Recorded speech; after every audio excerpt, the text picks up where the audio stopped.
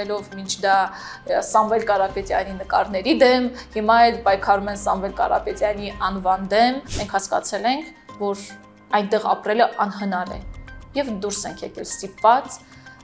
գաղթի ճանապարհն ենք բռնել, բռնի գաղթի ճանապարհն ենք բռնել։ Հա, վատ ենք զգում, մենք չենք ուզում նման մեր երկրի վարչապետի բերանից նման խոսքեր հնչեն։ Այո, ես որպես կին ինձ վատ եմ զգում դրանից։ Նախ եւ առաջ արցախցիները միշտ էլ եղել են Հայաստանի Հանրապետության քաղաքացիներ։ Սա ապօրինի որոշում էր 2026 թվականից սկսած։ Խիստ դանդաղեցված են արցախցիների քաղաքացիություն տրամադրելու գործընթացը ակնհայտ է։ Իշխանությունները շատ լավ հասկանում են, որ արցախցիների մեծ մասը պոտենցիալ ոչ նիկոլ ընտրող է։ Ակնկալում ենք հաղթանակ։ Բարև ձեզ, եթերում ուղի խոսքն է։ Այսօր մեր հյուրն է Ուժեղ Հայաստան կուսակցության անդամ Արեգա Հովսեփյանը։ Բարև ձեզ։ Շնորհակալ ենք հրավերն ընդունելու համար։ Ես եմ շնորհակալ։ Ապրիլի 7-ին ազգային ժողովը մի նախագիծ ընդունեց, որով արգելվում է դաշնակցությունների եւ դաշինքների եւ կուսակցությունների անուններում անձնանուններ ներառելը։ Սա ձեր գնահատմամբ հենց ձեր ուժի դեմ է։ Ուժեղ Հայաստան կուսակցության դեմ է։ Սա ձեզ խանգարելու է մասնակցելու ընտրություններին։ Սա հենց իշխող ուժի գնահատմամբ էլ է մեր դեմ, որովհետև երբ որ վախը մտնում է մարդու ներս, նա արդեն այնպիսի քայլերի է գնում, որոնք որ որևէ բացատրության ու հիմնավորման չեն դիմանում։ Այս օրենքը, որ ընդունել են հապշտապ, խախտելով բոլոր միջազգային նորմերը, մենք գիտենք, որ Վենետիկի հանձնաժողովը անգամ արգելում է, որպեսզի ընտրություններից 1 տարի, չեմ ասում 2 ամիս, 1 տարի առաջ փոփոխություններ անել ընտրական օրենսգրքում, որովհետև դա նշանակում է դու արհեստականորեն խնդիր է ստեղծում տարբեր այլ ուժերի համար, որպես ընտրություններին կարողանան մասնակցել։ Լիովին դեմ գնալով այս միջազգային կանոններին, դեմ գնալով ինքն իրեն, որովհետև ընդամենը մի քանի տարի առաջ երբեմնի իրեն ժողովրդավար ներկայացնող Նիկոլ Փաշինյանը բառացի հայտարարում էր, որ ինքը չի փոխելու ընտրական օրենսգիրքը, ինչ որ մեկի հակով դարձնելու համար կան ձայնագրությունները, կան վիդեոները, երբ որ ինքը ազգային ժողովի ամբիոնից, Հայաստանի թիվ 1 ամբիոնից հայտարարում էր, որ օրենսգիրքը չի փոխելու ընտրական, բայց այ տեսեք, ապրիլի 7-ին նրանք պայքարելով մինչ դա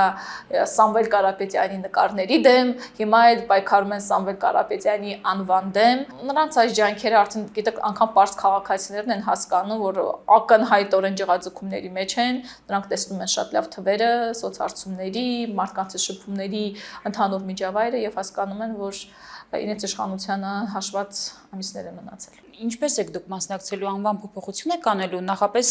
ընդունված էր Սամվել Կարապետյանի հետ, չէ՞, պետք է դաշինքի անվան մեջ լիներ, ինչպես եք մասնակցելու։ Այստեղ մեր իրավաբանները արդեն իսկ ներգրավել են երեկվանից այս գործընթացների մեջ հասկանալու մեր ելքերը ստեղծված իրավիճակից, ելքերը միանշանական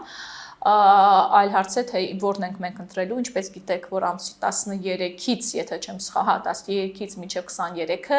ապրիլի արդեն տարբեր ուժեր իրենց հայտը ներկայացնելու են կենտրոնական ընտրական հանձնաժողով, որպեսզի մասնակցեն ընտրություններին։ Հետևաբար որոշակի օրեր կան, որ մենք կարողանանք դիմել կընտրենք ամենահարմար տարբերակը։ Սոցհարցումներից խոսեցիք, ապրիլի 7-ին կրկին հրապարակվեց սոցհարցումների մի տարբերակ Գելափի կողմից, այո, ըստ այդ հարցումների, որը կատարվել էր իհարկե որոշակի խմբի համար, սա մասշտաբային ինչ-որ տարբերակ չէ, բայց ամեն դեպքում քաղաքացիական պայմանագրի օգնին քվեարկողների կամ տոկոսային առումով մոտ 24% էր, 24.3։ Ուժեղ Հայաստանինը 13.4։ Սրանք արտահայտում են իրական պատկերը։ Տեսեք, եթե առանձնանանք որոշակի մեզ հեռացնենք թվերից, անուններից եւ այլն, առհասարակ քաղաքագիտության մեջ ցանկացած իշխանություն ունենում է առնվազն 15-ից 17% ձայներ, եթե մենք չենք խոսում ֆորս մաժորային ինչ-որ իրավիճակների մասին, դա պետական համակարգն է, դա զինված ուժերն են եւ այլն, այսինքն այսքան տոկոսը ստաբիլ, նորմալ պայմաններում իշխանությունները ցանկացած երկրում ունենում են։ Մենք նորաստեղծ ուժ ենք, մեծ պոտենցիալով ուժ ենք եւ թիվ 1 հակառակորդն ենք այսօր, ակնհայտ է արդեն հակառակորդն ենք այսօրվա իշխանությունների։ Մենք տարբեր սոցհարցումներ գոյություն ունեն ամենատարբեր թվերով, ամենատարբեր ուժերի անգամ սոցկայքերը եթե մտնենք, իրենց սոցկայքերում նրանք առաջատար են։ Մենք ելնում ենք հետևյալ փաստից։ Մենք այս թվերը ընդունում ենք որպես իգիտություն ու շարունակում ենք մեր օրակարգը։ Այո, կան որոշակի թվեր, որոնք տատանվում են մի քիչ վերև, մի քիչ ներքև, բայց ամենակարևորը չշեղվել օրակարգից։ Այս բայի դրությամբ ուժեղ Հայաստանը ձեր կարծիքով որքան կունենա ձայներ։ Ունեք ինչ-որ մոտավոր թվեր կամ մարդկանց հետ շփվելուց ինչ արձագանքներ եք ստանում, ինչ եք ակնկալում։ Ակնկալում ենք հաղթանակ։ Մեծամասնություն այսինքն։ Այո։ Դուք արցախցի եք եւ այս շրջանում մենք տեսանք նաեւ իշխող կուսակցության կողմից եւ հենց առաջի դեմքի կողմից այսպես ասած հարձակում արցախցիների դեմ, Արցախի թեման անընդհատ շահարկելը, արցախցիների վերադարձ, Ադրբեջանի պատասխան ինչ-որ հարցեր եւ այլն։ Երբ օրինակ ուժեղ Հայաստան կուսակցությունը ընտրվի եւ ձեր նշածով մեծամասնություն կազմի, դուք ինչպես եք լուծելու Արցախի հարցը։ Արցախի հարցը, արցախցիների հարցը կարծես թե այսպես ոչ թե շահարկման անգամ ասեմ, ինչ որ շատ բան մակարդակի թեմաների են վերածվել, շատ առօրյա խոսակցականից սկսած մինչև առևտրի առարկա դարձնելու ամեն պատե անպատե ասվում է։ Մի պահ մոռանալով, որ սա մարդկանց կյանքերի մասին է խոսքը, մի պահ մոռանալով, որ սա մարդկանց զգացմունքների մասին է խոսքը։ Մենք որպես ուժ շատ կարևորում ենք այս հանգամանքը, որովհետև շատ զգույշ ենք մոտենում։ Մեզ երբեմն անգամ մեղադրում են, անգամ ինձ որպես արցախցի լինելով այս թիմում մեղադրում են, որ զգույշ ենք խոսում Արցախի մասին։ Արցախը իմ ցավն է, Արցախը շատ հայերի ցավն է, բայց մենք պետք է հասկանանք ելքերը, պետք է հասկանանք իրականությունը, ռեալ պոլիտիկ ասվածը եւ մեր ուժը այսօր կենտրոնանում է Մայր Հայաստանում արցախցիների արժանապատիվ կյանքի ապահովման վրա, իսկ Արցախ վերադարձի հավանականության, ոչ հավանականության մասին խոսում են փաստերը։ Եթե հավանական լիներ Արցախում մնալ, Արցախում շարունակել ապրել այս իշխանությունների Ադրբեջանում, այս իշխանությունների օրոք, բռնապետ Իլհամ Ալիևի օրոք, երևի թե մենք այնտեղ կմնայինք։ Մենք հասկացել ենք, որ այնտեղ ապրելը անհնար է եւ դուրս ենք եկել ստիպված գաղթի ճանապարհն ենք բռնել, բռնի գաղթի ճանապարհն ենք բռնել։ Հետևաբար մի 10 հոգի հայեր մնացել, էտել չդիմացան ու վերջում նրանք էլ դուրս եկան։ Այսօր լիովին հայաթափված Արցախի պատկեր ունենք։ Հետևաբար այսօր խոսել Հայաստանում Նիկոլ Փաշինյան ունենալով, Ադրբեջանում ունենալով Իլհամ Ալիև, հետո երբ որ մենք գանք իշխանության, նույն Ալիևը շարունակի մնալ Ադրբեջանում, արցախցիների վերադարձը խիստ անհավանական է։ Բայց ձեր նախընտրական ցուցակում ամեն դեպքում արցախցիների թե սոցիալական, տնտեսական եւ այլն հարցերը առաջնային են։ Առաջնային են, անգամ դեռևս մենք եթե հիշում եք, մենք մեր ձևով շարժմամբ սկսեցինք մեր մեկնարկը, անգամ այնտեղ ամենահիմքերում դրված էր արցախցիների բարեկեցիկ կյանքի, արժանապատիվ կյանքի ապահովումը, դա ներառում է բնակարանային ծրագիրը, դա ներառում է զբաղվածության հարցը, մենք ընդհանուր փաթեթով ենք մոտենում ընդհանուր Հայաստանում պայմանական բնակարանային խնդիրների լուծմանը, եւ այստեղ առանձնահատուկ տեղ տալիս արցախցիներին, այսինքն մենք համընդհանուր Հայաստանի խնդիրներին լուծումներ տալով, այդտեղ տալիս ենք առանձնահատուկ դեր, արտոնյալ պայմաններ արցախցիների համար, արցախցիների բիզնեսներին, արցախցիների բնակարանային խնդիրներին եւ այլն։ 2026 թվականի դրությամբ մոտ 22000 արցախցի ստացել է անձնագիր։ Ըստ այդմ նաև ընտրություններին մասնակցելու հնարավորություն, բայց նաև ըստ այդ տվյալների մոտ 10000 արցախցի դեռ սպասման փուլում է, այսինքն իրենց անձնագրերը չեն ստացել, իրենք չեն կարողանալու մասնակցել ընտրություններին, մինչև հունիսի 7-ը չեն ստանա, ձգձգվում է այս գործընթացը։ Այս առումով դուք ինչ տեղեկություններ ունեք։ Տեսեք, թվերը պետք է նաև անվերջնական մի հատ հարցում անել, հասկանալ ներկա պահի դրությամբ ինչ վիճակ է, այսինքն թվերի առումով պետք է ավելի ճշտումներ ունենալ, բայց այն, որ արդեն սեպտեմբեր-հոկտեմբերից սկսած խիստ դանդաղեցված, ել չեմ ասում նոր տարուց հետո, հունվարից սկսած, 2026 թվականից սկսած, խիստ դանդաղեցված են արցախցիների քաղաքացիություն տրամադրելու գործընթացը ակնհայտ է։ Ես անձամբ զանգահարել եմ զանգերի կենտրոնը, հարցրել թե ինչն է պատճառը, Եվ պատճառը ինձ բերում էին այն ակնհայտորեն, որ տեսեք, երբ որ դադարեցրին արցախցիներին սոցիալական աջակցության ծրագրերը, մարդիկ իմացան, որ այլևս բնակվարձի գումարը չեն ստանալու, միանգամից այսպես հոսքով ու անգամ մեղադրական ես բան լսեցի, սպասեցին, հիմա որոշեցին դիմել քաղաքացիության։ Իմ դիրքավորումը այս հարցում հետևյալն է. նախ եւ առաջ արցախցիները միշտ էլ եղել են Հայաստանի Հանրապետության քաղաքացիներ։ Սա ապօրինի որոշում էր, կառավարության որոշումով, մի ստորագրությամբ արցախցիներին 120,000-ին բազմաթիվ տառապանքներ են պատճառել, բարից բուն իմաստով ստորացումների են արժանանում արցախցիները, թե թերթերում, թե դռնեդուր ընկնելով, բազմաթիվ փաստաթղթեր վերականգնելու առումով եւ այլն։ Սա ի սկզբանե ապօրինի որոշում էր արցախցիներին քաղաքացիությունից զրկելը։ Իսկ այսօր միտումնավոր կերպով դանդաղեցնելով քաղաքացիության հարցը, քաղաքացիություն ձեռք բերելու հարցը, իշխանությունները շատ լավ հասկանում են, որ արցախցիների մեծ մասը պոտենցիալ ոչ նիկոլ ընտրող է։ Ակնհայտ է, չէ, որ արցախցիների իմ առնվազն շրջապատում, որը որ բավական մեծ է, ես չեմ ճանաչում մի մարդու արցախցիների, որ կգնա ու նիկոլ կընտրի։ Հետևաբար նրանք փորձում են հետ պահել այս մարդկանց ընտրության իրավունքից, զրկելով նրանց ընտրության իրավունքից, իսկ պատճառաբանումը, թե մենք պատրաստ չէինք այսքան հոսքին եւ այլն։ Գիտեք, մի հատ պատմություն հիշեցի, երբ որ ես դեռ ամենաառաջին օրից դեմ էի խոսում քաղաքացիություն զրկելու թեմայի հետ կապված, ինձ գրում էին իմ ընկերները, նաեւ պետական աշխատողներ, այդ ժամանակ ասում են արեգա պետք չի էլի այդքան բարձրաձայնել դրա մասին, շատ արագացված տեմպով արցախցիները քաղաքացիություն կստանան։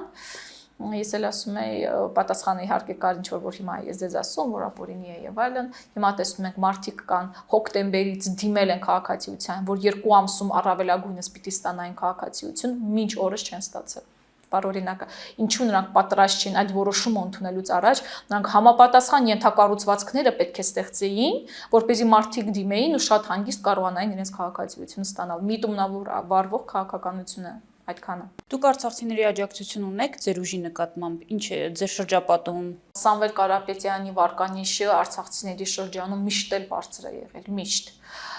Ես Արցախում ապրելով միշտ էլ զգացել եմ այդ, ոնց ասեմ, ներկայացվածությունը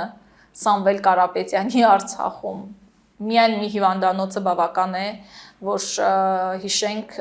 կառուցվել է Ստեփանակերտում, որտեղ որ բազմաթիվ զինվորների կյանքեր են փրկվել։ Բացի դա աջակցություն էր տրամադրվում բազմազավակ ընտանիքներին, որը որ նաև ազդեց դեմոգրաֆիական աճի վրա, ոչ միայն դա, այլ հարցեր էլ եւս, բայց դա եւս ազդեց։ Եթե չեմ սխալվում, 4-րդ երեխայի համար միանվագ տրամադրվում էր $5,000 Անվտանգության համար մեծ ներդրումը, որ արվում էր Սամվել Կարապետյանի կողմից, արցախցիները չեն մոռանում սա։ Արցախցիները երախտապարտ ժողովուրդ են, արցախցիները տեսնում են ով է իրենց կողքին։ Ընտրությունները կայանալու են հունիսի 7-ին եւ նախընտրական քարոզությունը մայիսից նոր սկսելու է, սակայն մենք տեսնում ենք, որ հիմնականում բոլոր ուժերն էլ արդեն սկսել են մարզային այցեր, իրենց ներկայացնել ծրագրերը։ Դուք նաեւ շատ ակտիվ այսպես հերահար հակամարտության մեջ եք, քաղաքացիական պայմանագիր կուսակցության մեջ մենք տեսնում ենք գրազ գալու ինչ որ տեսարաններ, տեսնում ենք վիրավորանքներ նաեւ, փոխադարձ վիրավորանքներ Նիկոլ Փաշինյան, Նարեկ Կարապետյան եւ այլն։ Սա ձեր կարծիքով օրակարգ չի լցնում, արդյոք այս գործիքներով պետք է լցնել օրակարգը։ Մեր ուժը մշտապես եղել է համերաշխեցնող, ի սկզբանե անգամ մեզ դրանում մեղադրում են, ինձ է դրանում մեղադրում են, որ մենք չենք սրում անկյունները, ընդհակառակը մենք դեպի համերաշխության ենք։ Անգամ ես հիշում եմ, երբ որ Նարեկ Կարապետյանը իր Facebook-յան էջում նշել էր, որ Նիկոլ Փաշինյանին աշխատանք է խոստանալու, թե չեմ հիշում ձևակերպումը ինչպիսին էր, որ ընտրություններից հետո Նիկոլ Փաշինյանին եկեք որոշենք ինչ աշխատանք ենք տալու, ու մեծ այսպես ատելության խոսք եղավ այդ գրառման տակ, նշել է, որ Նիկոլ Փաշինյանի տեղը բանտն է, ոչ թե ինչ որ այլ աշխատանք տալ։ Այսինքն մեր մոտեցումը անգամ այսպես կտրուկ ու ծայրահեղական չի։ Չապետը, երբ որ իր օրը սկսում է բառացի վիրավորանքով, բառացի ոչ թե դիմելով հայ ժողովրդին, ինչ որ դրական էմոցիաներ տալով, ինչ որ դեպի համերաշխության պարզ ակնհայտ է, հա, ով էր առաջինը նման խոսքով հանդես եկել, հենց Փաշինյանը վարչապետը, ով որ ի պաշտոն է անգամ իրավունք չունի նման բառապաշար օգտագործելու, որովհետև պաշտոնյաների նկատմամբ պահանջները շատ ավելի բարձր են, քան թե պարզ քաղաքացիների նկատմամբ։ Բարևարկության մասին է խոսքը։ Օգտագործում են նման բառապաշար, սա դեռ սկիզբը միայն սկիզբը չէ, մենք տեսնում ենք ինչ խոսքեր են, ես անգամ չեմ կարող հիմա այդ խոսքերը օգտագործել այս տաղավարից, երբ հետո հարցնում էր դուք ձեզ վատ եք զգում, որ ես հիմա այդ բառն եմ արտահայտում, արտասանում, հա, վատ ենք զգում, մենք չենք ուզում նման մեր երկրի վարչապետի բերանից նման խոսքեր հնչեն, այո, ես որպես կին ինձ վատ եմ զգում դրանից։ Հետևաբար այս պարակտումը, որ սկսվել է, այս պարակտումը, որ սկսվել է ոչ 3, ոչ 3 չառաջ օր, այլ հենց 2018-ից, երբ որ բաժանեցին սևերի սպիտակների, չգիտեմ, օպել քշողների, վիրավորանքներից մինչև, չգիտեմ, տարբերակում դնելով պայմանական մեկ այլ թանկարժեք մեքենայի վարողների միջև։ Ընդամենը մի քանի օր առաջ նույն Անդրանիկ Քոչարյանը հայտարարում էր, որ իր տղան այնքան գրագետ է, որ եթե մենք էլ այդքան գրագետ լինեինք, բանակում չէինք ծառայելու, այսինքն բանակում ծառայողները գրագետ չեն։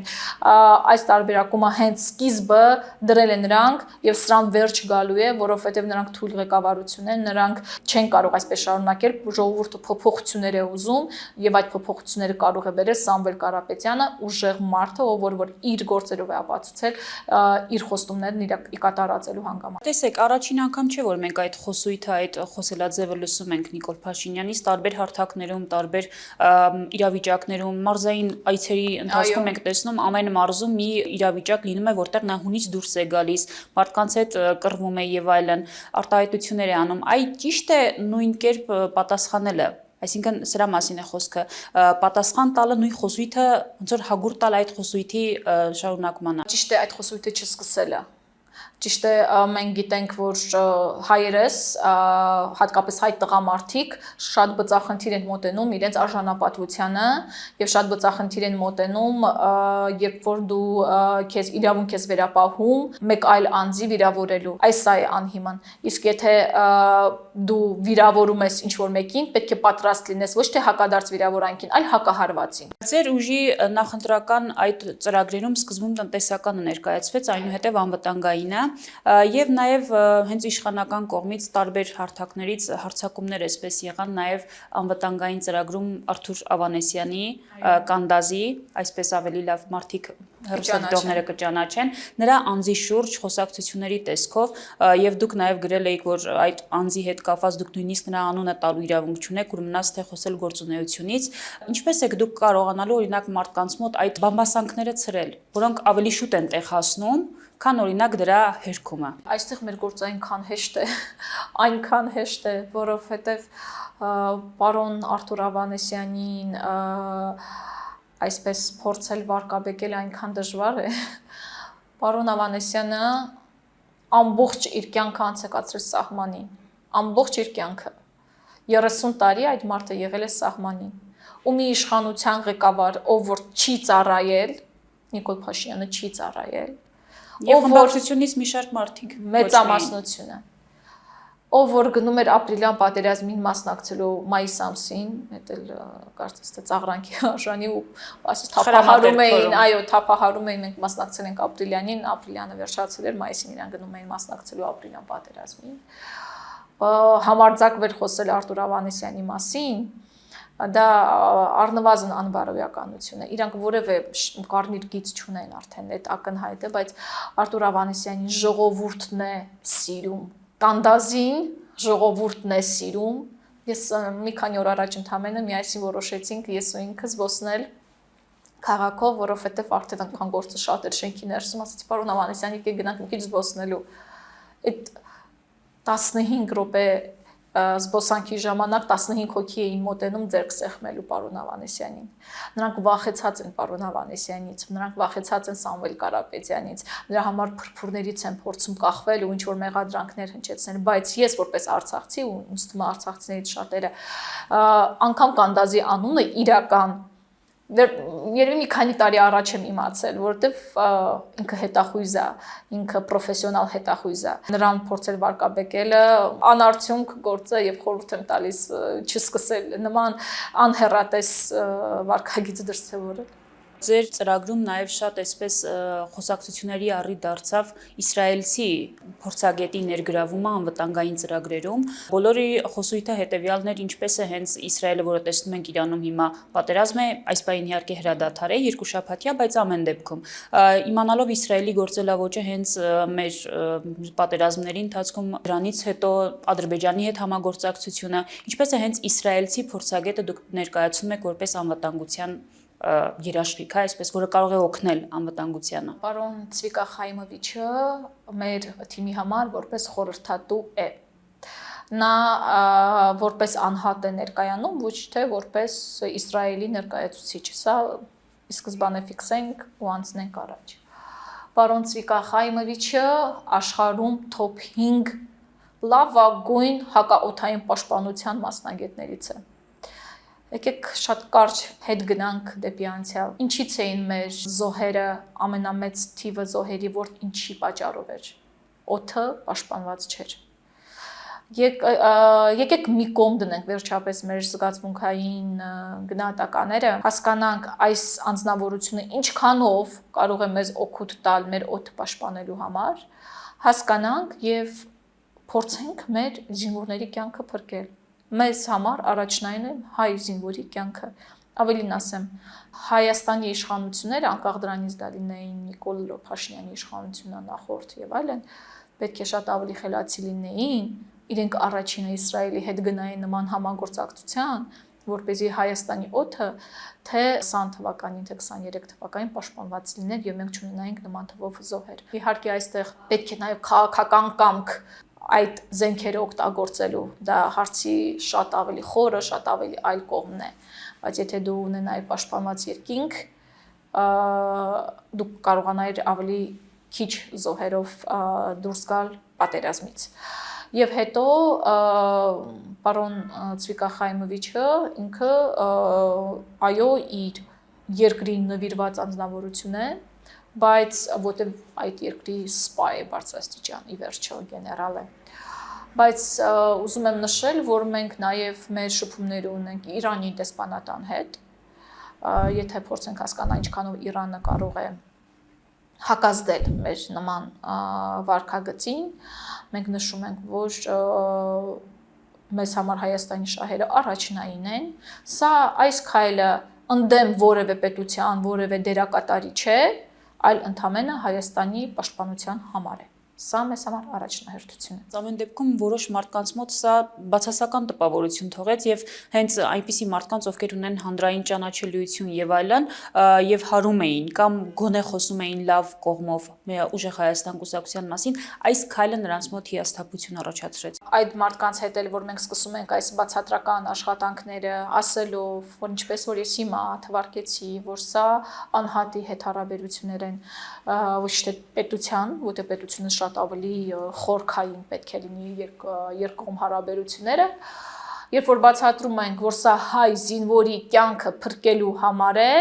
վստահ եմ, որ շատ շատերը կգան այն համոզման, որ սա ճիշտ քայլ է։ Իրականում մեր ուժը տարբերվում է նաև շատ ուժերից այն տեսակետից, որ մենք շատ խիզախ առաջարկություններ ենք անում, թե տնտեսական մեր ծրագրերում, թե մեր անվտանգության ծրագրերում, մենք խիզախ առաջարկություններ ենք անում, մենք մասշտաբային ենք մտածում, այո, այդ քայլերը կարող են ինչ-որ մարդկանց մոտ հակազդեցություն ունենալ, մեկը ընդունի, մյուսը քննադատի, բայց երբ որ դու համոզված ես լինում, քո նպատակի համար է դա արվում, Հայաստանի զարգացման, տնտեսության զարգացման, ուժեղ խաղաղություն բերելու, ուժեղ անվտանգություն բերելուն, ու դու վստահորեն գնում ես դեպի այդ նպատակը, պարզ հասարակ քաղաքացին վերջում գալու է այդ համոզման, որ ճիշտ էր ընտրված ուղենիշը։ Շնորհակալություն։ Ես եմ շնորհակալ։ Եթերում ուղի խոսքներ հետագա հաղորդումներին հետևելու համար կարող եք բաժանորդագրվել Լամեդիա YouTube-յան ալիքին։ Հաջողություն։